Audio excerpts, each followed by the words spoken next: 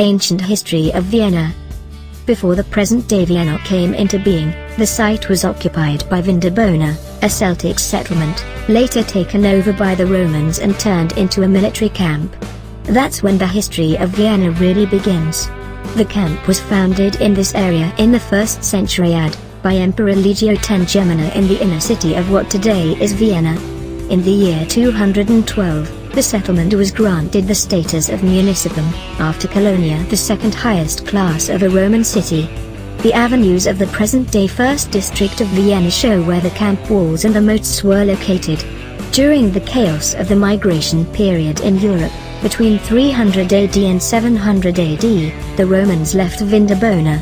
It was the time of a gradual transition from Antiquity to Middle Ages. The migration involved such peoples as the Franks, Vandals, Goths, and other Germanic and Slavic tribes. Historians propose various explanations of the mass migration, which include climatic changes, the invasions of the Huns, and overpopulation. In the early 5th century, in Vienna, houses started to replace the Roman walls. Only parts of the fortifications remained after the 5th century, and they were adapted to different uses by the inhabitants of the city. The first mention of Vienna, however, dates back to 881 AD, when a battle against the Magyars, ethnic Hungarians, was fought. In 500 AD, graves from that period were discovered near the early center of Vienna, called Burghof, in the area around the side street Salvatorgus.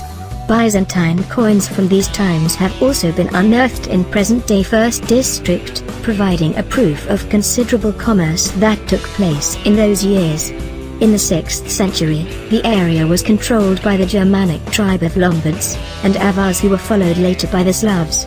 The Salzburg Annals Chronicle mentions the 955 AD Battle of Lechfeld, against the Magyars, that ended with Emperor Otto I's victory over the Hungarians, right at the onset of the Middle Ages.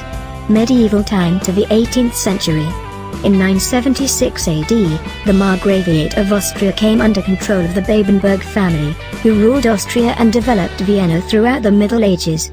Vienna was located near the Austrian-Hungarian border and became an important point of commerce as early as in the year 1000.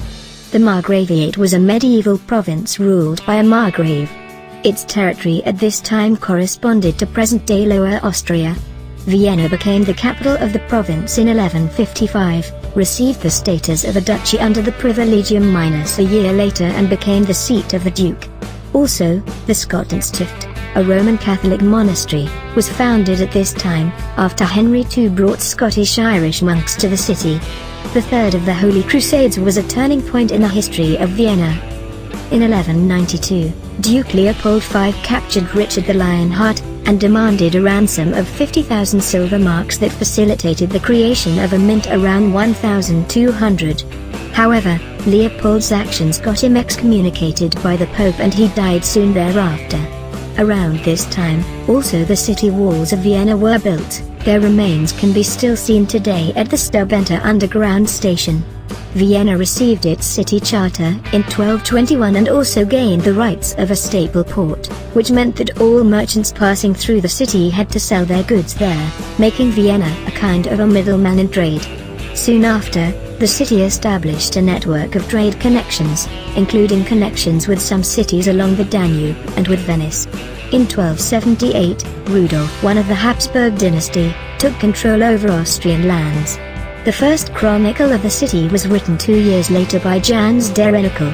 Around a century later, Vienna entered a golden age under the rule of the Emperor Rudolf IV, whose stable economic policies brought about increased prosperity.